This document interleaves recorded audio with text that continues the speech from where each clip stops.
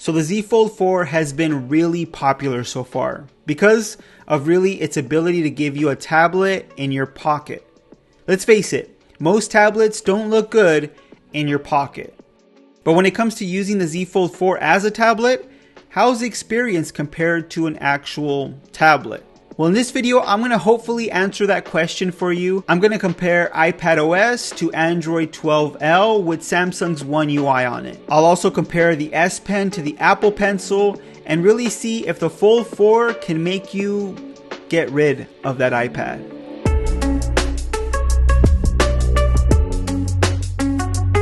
So for this comparison, I have the iPad mini, and really I chose to use the iPad mini because, well, it's just the closest in display size to the Z Fold 4. The iPad mini has an 8.3 inch 2266 by 1488 resolution display, while the Z Fold 4 has a 7.6 inch 2176 by 1812 resolution display. So obviously the iPad mini will have the bigger, larger display, but the better display definitely belongs to the Z Fold 4. Colors are more vibrant on the Z Fold 4, it's sharper, and you get 120 Hz refresh rate. Honestly, the Z Fold 4 has a pretty great inner display. The only problem is aspect ratio. Because the Z Fold 4 has a more square aspect ratio when compared to the iPad mini, when you watch content, you're going to have those black bars, which is kind of frustrating. The aspect ratio on the Z Fold 4 is great for multitasking and doing other things, just not so great for watching content. You do get black bars with most content on the iPad as well, but it's nowhere near what you get with the Z Fold 4. You can, of course, zoom in and make it full screen on the Z Fold 4,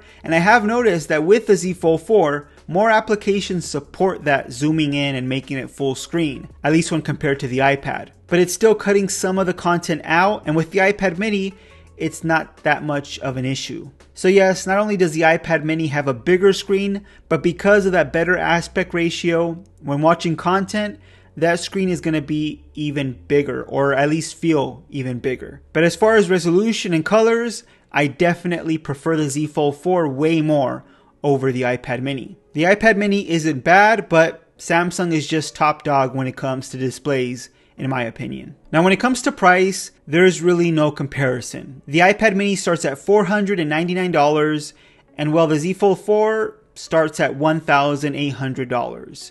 But of course, that doesn't tell the whole story, because the Z Fold 4 is like a smartphone and a tablet in one. So it's like if you got an iPhone and an iPad and put them together, and now you have the Z Fold 4.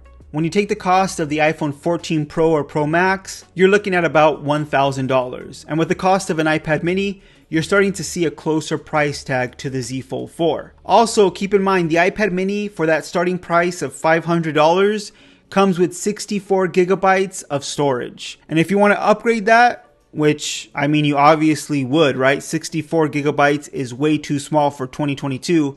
It's going to cost you an extra $150. The Z Fold 4 starts with 256 gigabytes of internal storage, which is great. That's exactly what you need in 2022. But it is a lot more expensive, so obviously it should start with that internal storage. I guess it comes down to, would you rather have a phone and a separate tablet, or one device that does both? Some like to have those separate devices. Honestly, I'm loving having the ability to take a tablet with me everywhere, so I kind of prefer what the Z Fold 4 is doing. Now when it comes to operating system, this is where the iPad kind of has the upper hand on some things. When doing multitasking, I feel like the Z Fold 4 does a better job than the iPad mini. It's easier to get into split screen view, and you have more options to get into that as well. I went into my settings on my Z Fold 4, then advanced features, then to labs. Here I turned on multi-window menu with one window, and I also turned on swipe for pop-up view and swipe for split screen. Now I have way more options to get into split screen view and start my multitasking on the Z Fold 4. I also can have up to 3 applications open at once, while the iPad only lets me do 2 at a time. Now keep in mind, iPadOS 16 is going to be introducing Stage Manager, which allows you to stack windows and resize them. But that isn't coming to iPad mini, at least not yet, because you need an M1 chip to actually use Stage Manager. So it might not really be a feature you're going to get with the iPad mini. With the Z Fold 4, it feels like it was meant for multitasking. You even have the option to force applications into split screen view even if they're not designed to actually do that. Go into your settings, then advanced features, then labs, and turn on multi-window for all apps. Now it's going to force those applications that weren't designed or don't let you do split screen view. Now it's going to force them to actually do it. Something you can't do with the iPad mini. So honestly, multitasking is just way better on the Z Fold 4. Now when it comes to applications, well, the iPad is still king. You're going to find more applications designed for a tablet on the iPad mini. You have more applications to get professional work done on the iPad like LumaFusion. There was mention that LumaFusion would be coming to the Google Play Store, but as of now, I still wasn't able to get it on my Z Fold 4. But you can find a lot of alternatives on the Google Play Store for Android, but I found that the better tablet applications are still on the Apple App Store for iPadOS. But hopefully that changes soon if Google can start to improve the tablet experience on Android. Now let's get into the styli of these two devices. For the iPad mini, you have the ability to use the Apple Pencil 2nd Gen, which costs $129. Now the S Pen for the Fold 4, that costs $50. So obviously, point definitely goes to Samsung here. Now with the Apple Pencil, you know that it's gonna work great. It's responsive, it's quick, and it's just all around great for drawing and note taking. It's one of the best options out there. Now the S Pen on the Fold is actually pretty impressive as well. Samsung has continued to improve the responsiveness of the S Pen, and it's really hard to choose one over the other because honestly both of them perform really well. I would say that the Apple Pencil is slightly more responsive and quicker when compared to the S Pen, but it does cost more, so keep that in mind. With the Apple Pencil, you'll have to charge it, but it does charge when you magnetically attach it to the side of the iPad mini. The S Pen doesn't need to be charged, which is even better. Now, if I was going to complain about something when it comes to the S Pen, the Z Fold 4 doesn't have any way to carry the S Pen with you. Samsung does sell a case that has a slot for the S Pen, and it costs $90. It also includes the S Pen with it, but it does have some drawbacks. I made a whole video on this case as well if you want to check that out. I'll leave a link to that video as well.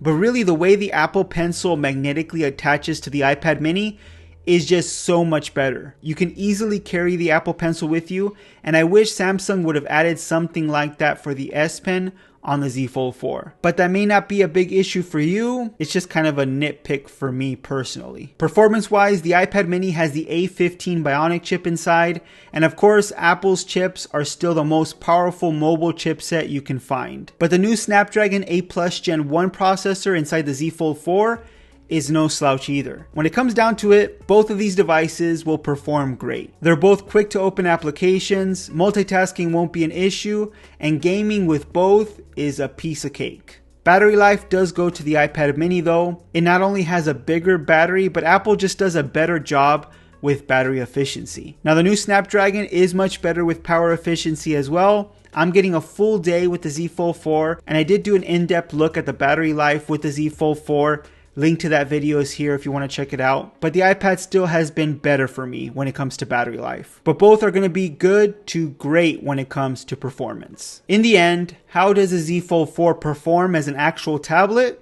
Well, honestly, it's kind of made me forget about my iPad. I haven't felt like I needed to go look for my iPad to get work done because I have my Z Fold 4 with me at all times. The display is big enough to do tablet things on it. Watching content on the Z Fold 4 is more than good enough. And if I do want a bigger display, I would probably just go to my laptop or my TV or even one of the larger iPads. The display sizes on the Z Fold 4 and the iPad mini are just too close to make me drop one for the other. I'm getting most of what I need from a tablet on the Z Fold 4, and the best part is I can just fold it in half, slide it right into my pocket, and take it with me everywhere. So yes, the Z Fold 4 is expensive, but if you're the type of person that likes using a tablet for certain things, the Z Fold 4 is well worth the investment. It's going to give you a smartphone when you need it with a cover screen, and when you're ready for that larger tablet experience, all you have to do is fold it open and you're set. But what do you guys think? Are there other things that you do on your iPad that the Z Fold 4 just can't duplicate? Let me know with the comment down below.